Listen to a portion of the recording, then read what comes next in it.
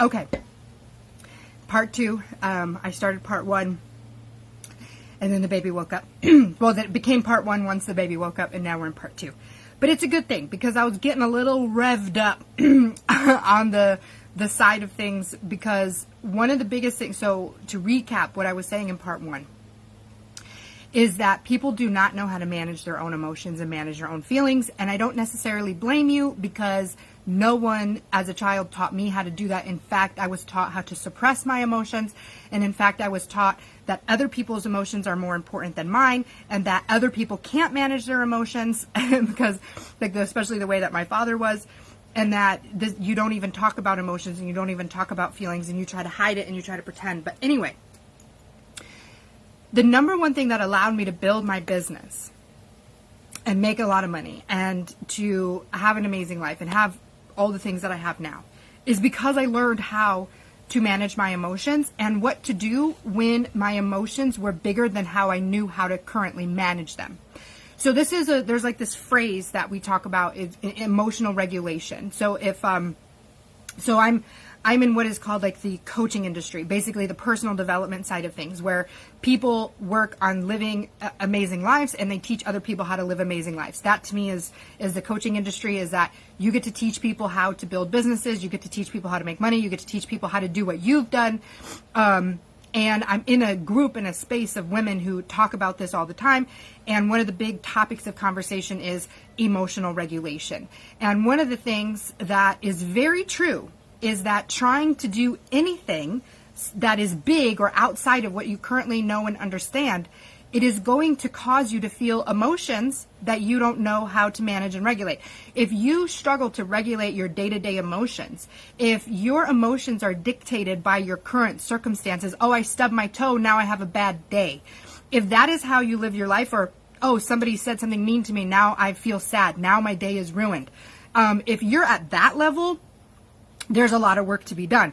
But if you've gotten to the point where like you can begin to build a business and you start to do things, but you're struggling to go bigger, or you're struggling to bring in large sums of money, or you're struggling to trust money, you're struggling to trust your business, you're struggling to grow or move forward in your business, one of the things that people will say within the coaching industry is that it's not going to happen until you regulate your emotions, which is true.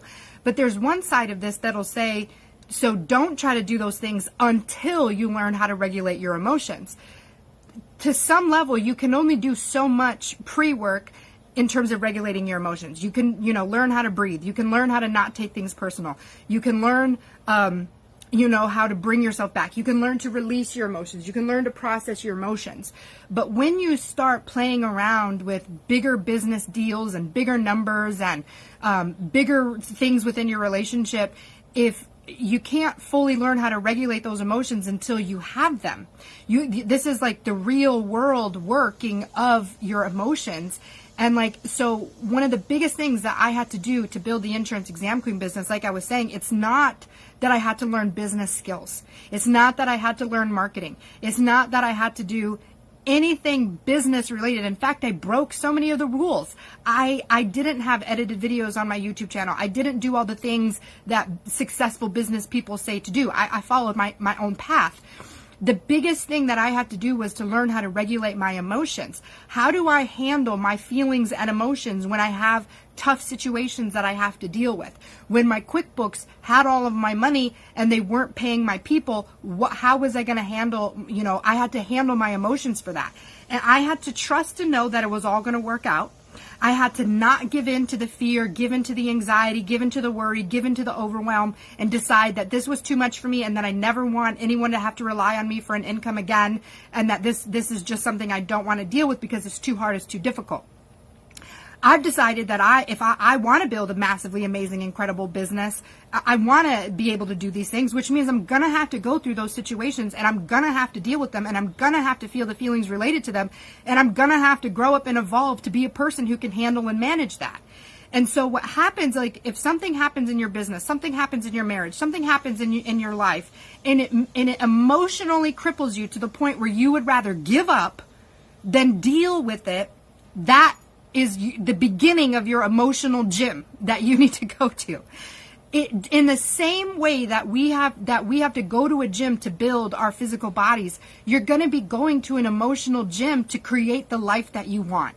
So like a lot of people will say, well, I want to have, I want to manifest $1 million. I just want to have tons of money in my bank and not worry about anything. Okay, well, do you know what comes along with having a lot of money in your account? Like with making that kind of money is taxes and bills and different things that you have to pay, different things that you have to do. And you're sitting here freaking out about the fact that your car just broke down and you have a random $300 surprise bill, and how the heck are you going to manage that?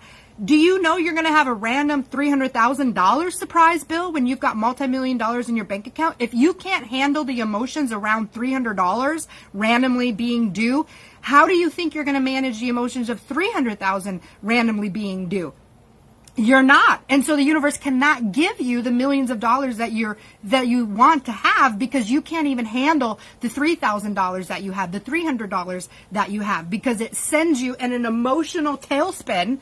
Because you're like, oh my God, this is too much. I can't do it. This is overwhelming. I'm so stressed. I'm so overwhelmed. I'm so tired. Like, take a nap, and decide that everything is going to be okay. This is where my foundational phrase comes from. Everything in my life, I say this for everything. Everything is working in my favor. Everything is working in my favor. Everything is working in my favor. Even the really, really awful, horrible things. Everything is working in my favor. Everything is working in my favor. Everything is working in my favor. I may not be able to understand how or why, but one day I will look back and I will say, I went through that situation so that I can learn this, do this, grow this, be this, and I'm so glad I experienced that situation. And I can look back on my life and look at even the most awfulest situations I've been in, and I feel that way about all of them. Even being raped when I was in middle school, even being abused at a traumatic abuse boarding school for troubled kids, everything having cancer at 16, every emotional, horrible thing that I have been through, even my evil stepmother, always secluding me and isolating me and separating me from the family and just absolutely hating me. I look back on all of those things and I am grateful for what I've experienced, because it has allowed me to be the person that I am today. It allows me to be who I am. It has created who I am. And everything that I've experienced has allowed me to have a massive amounts of empathy and love for other people and non-judgment for other people.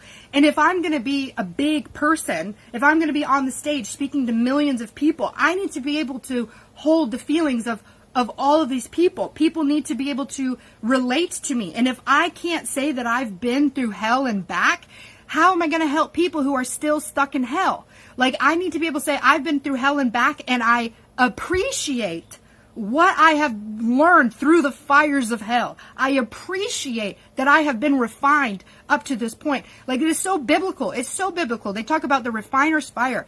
It's like gold or silver or whatever it is. There's impurities in it. And the only way to get the impurities out of it is to melt it down and to burn it and to put a raging fire on it so that the impurities can come to the top and you can scoop them out. This is what is happening at an emotional level when you're going through difficult things.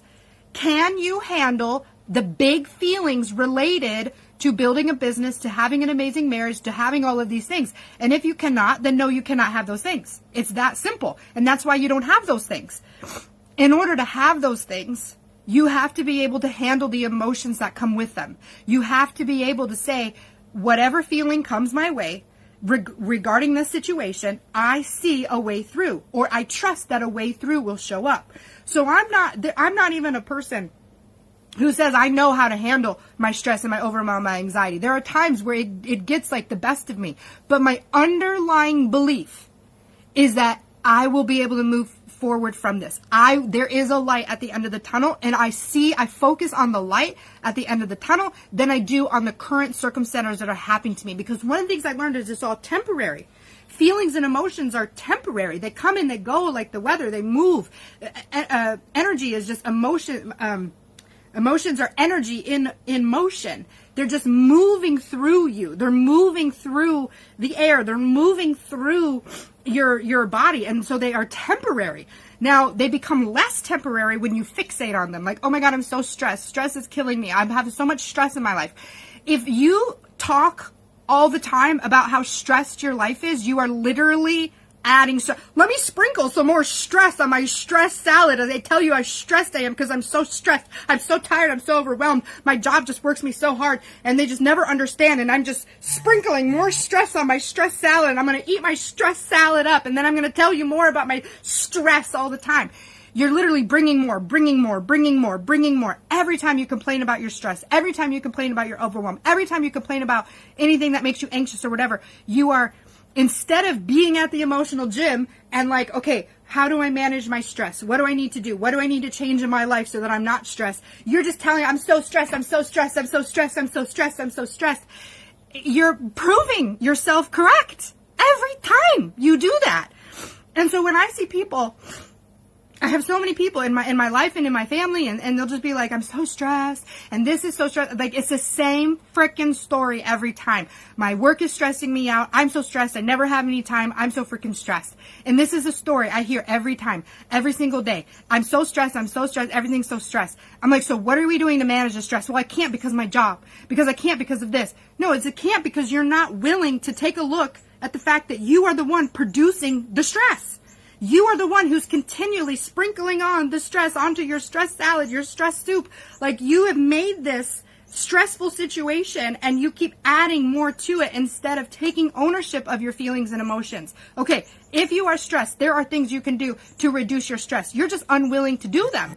You're unwilling to take a look at what is causing your anxiety. You're unwilling to figure out how to manage these things better. The quickest thing you could do, breathe. It's like what you have to do, and we are not conscious of our breath. Whenever I feel, I'm like, ooh, I'm getting my chest feels tight, I start getting hot, like something happens, like I get a notice, like QuickBook notifies me that they can't pay people. And I'm like, ooh, the first thing I do is breathe. Take really big, deep breaths.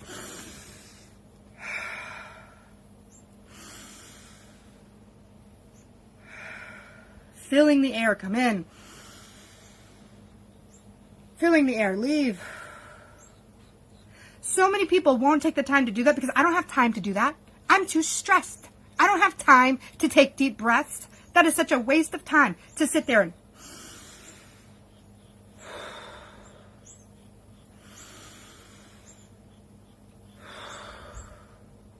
that will serve you far better than any other tactic out there, is to take a freaking breath. Rather than complain about your stress to someone for 5 minutes, sit and consciously breathe for 5 minutes. Breathe in, breathe out.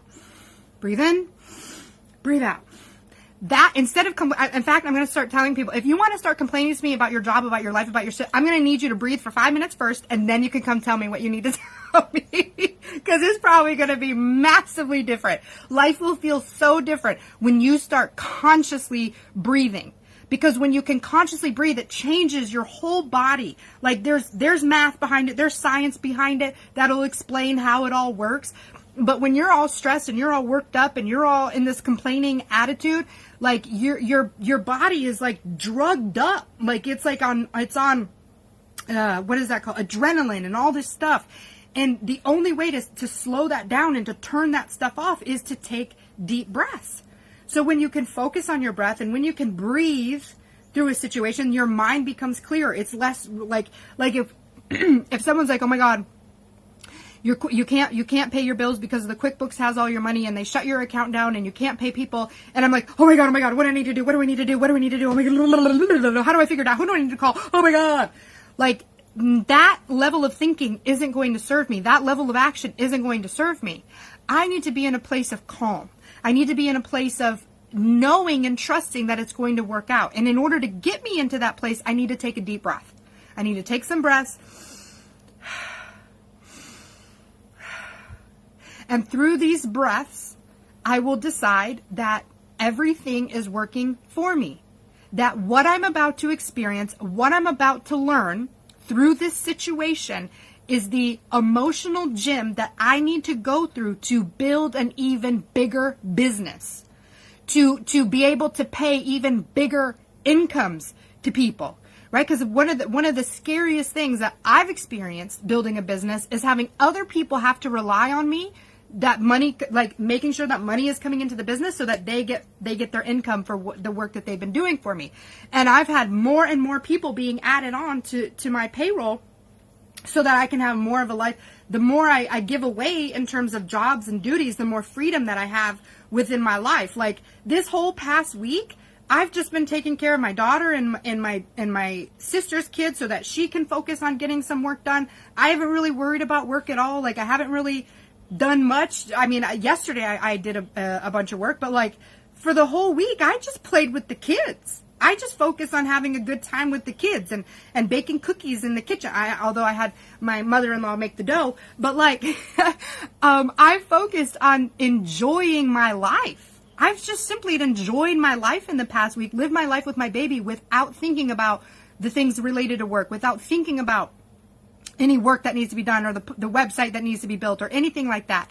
And so I really enjoy being able to have people work for me and pay them so that I can have this life of freedom, so that I can continue to build a business. I'm having other people help me build the business while I get to enjoy my life.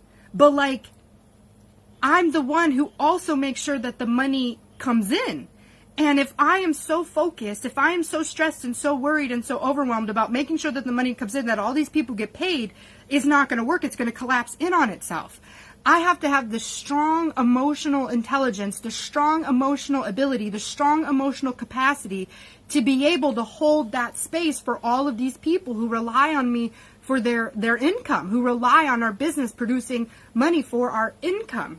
And there was a time where that terrified me, and it was difficult to grow and build my business because I had to do everything myself, or most of everything myself, or it was scary to want to give that away to other people, to trust other people. That was another emotional gym I had to go through, was trusting other people, trusting that someone else could accomplish the job as good as I did, or potentially even better than I could do, or accepting the fact that it won't be as good as I can do, but that it's good enough so that I can move on to other things.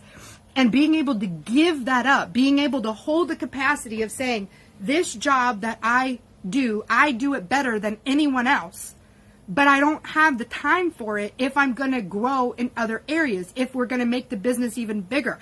I have to be able to give it away to someone else and trust that it'll be okay and trust that it will work out without having my exact eyes on it all the time, or without me being the one doing it. That was a whole other emotional gym that I had to go through. I had to go through the emotional gym of many things in building my business, and that not going to the emotional gym, not doing your workouts, not breathing, not taking the time to take care of yourself is why people fail in building their business or in making money.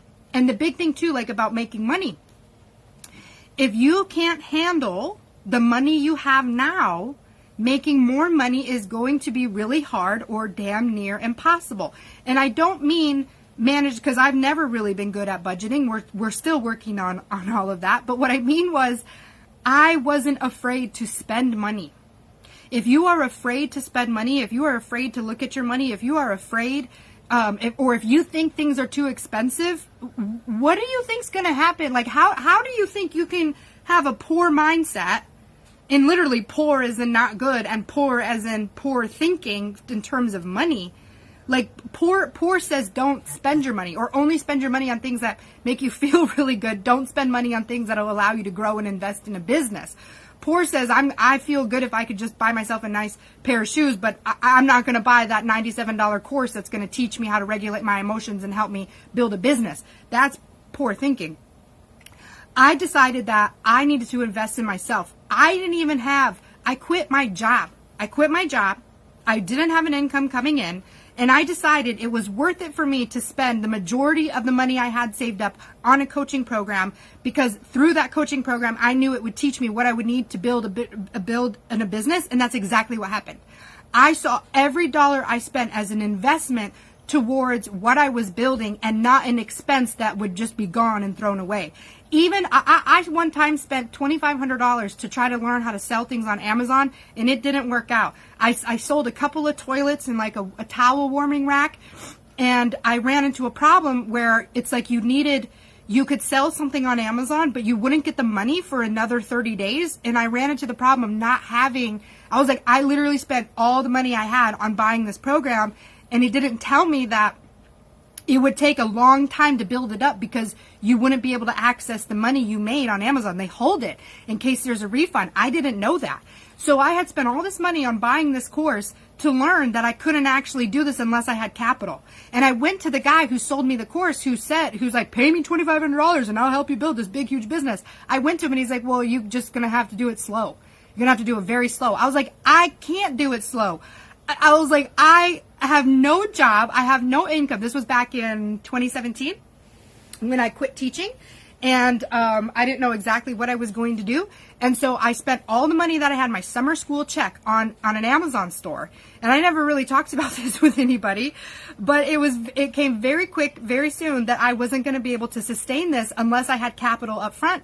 And he didn't tell me about that. So he's like, well, you're just going to have to close your store down and have only 1 or 2 sales and slowly allow that to build. I was like, I don't have time for that. I don't have time to slowly allow it to build. And instead of being frustrated and irritated, I could have been so mad. I could have been so irritated about spending that $2,500. I just said, I'm just going to do something else. I'm going to figure out another way. I'm going to do it another way. And it was in that summer that I ended up landing the perfect, amazing job that led me to becoming the insurance exam queen. Even when I spend money and it doesn't work out the way that I want it to, I trust that there is a reason, there's a purpose behind it. I learned that I'm going to be careful and ask questions up front before I spend $2,500, or I'm going to, and honestly, I just trust that what I am doing is working for me. I learned a lot through that process of trying to build an Amazon account. And I got to see people who were running successful businesses. And again, I don't look at it as a waste. Like, that is part of the emotional gym, is I spent this money, it didn't work out the way that I wanted to, and I'm either going to decide that I should never spend big amounts of money again, never invest in myself again because it clearly doesn't work out, or I'm going to say, well, that was sucky, but I can learn and grow from that. I'm going to do better next time. And I did do better next time. The next time I spent that amount of money was on my coach, Christine Hayes, who has been with me as I have built this multi-million-dollar business, which is amazing. And if I had decided that spending that $2,500 ruined me from ever wanting to invest that amount of money again into another person to help me learn what I needed to learn, I would not be where I am today. A poor mentality of money is thinking that any money you spend is wasted. Not one penny of what I spend is wasted because I put it out, it's going to come back. I feel every dollar I put out is going to come back to me. And so many people cannot even hold that belief because they can't handle the emotional regulation of what happens when they spend money and it doesn't return the way that they thought it would. Well, then this is clearly a scam. This is ruined. This is awful. This is over. Like Melanie Ann Lair, one of the people that I have listened to, it was being in her group that allowed me to see so many women just making gobs of money. Like, there was just women like, oh, I made $10,000 today. Celebrate with me. And I'm like, that's insane. $10,000 in one day? I was like, that's freaking nuts. But I was like, I'm just going to keep watching. I'm just going to keep watching these women talk about them making these large sums of money. And I did it until it became normal enough that I was willing to do it myself. And then I made $220 in my first month of business. That could have been evidence for me that it's not successful, that it's not going to work out. But instead, I decided this is just month 1, and let's go on to month 2, and let's continue growing. Let's continue evolving. And it was about 4 to 6 months in that I made my big investment into hiring, a full-time coach that would help me through all of this. And if I had hated the fact that I had spent that $2,500 on an Amazon business that didn't work, I would have been so scared to spend that $3,000 on a coach, which is the number one thing that helped me get where I am today, was going with someone who had the experience and the knowledge and the wisdom and the things that I would need to be able to grow my business to where it is today. We have to trust that every penny we spend, that every dollar we spend, like I thank you that I can spend this money. Thank you that I can charge my card. Thank you that I can make this purchase, instead of, oh my God, I have to buy this. Oh my God, I have to spend the money. Oh my God, this is so expensive. Really think about the way you talk about money. You want to make millions and you talk about how expensive things are? The two does not compute. It does not compute. When you sit there and complain about money, but you want to make a bunch of money, it doesn't compute. It doesn't go together. Yes, honey? Okay, I'm back on baby duty. Daddy's had some zoo. That little dog is barking. All right. I love you all. Have an amazing day. You've got to be able to go through the emotional gym. You've got to be able to handle your emotions in the most difficult things. And if you can take some deep breaths, you can handle anything. And trust, it's all going to work out. It's all going to work out. I'm going to take some deep breaths. I'm going to regulate my emotions. I can manage this. I can do this. If you decide that everything's going to make you curl up in a ball and die, then that's where you're going to be. All right. Love you all. Have an amazing day. Bye.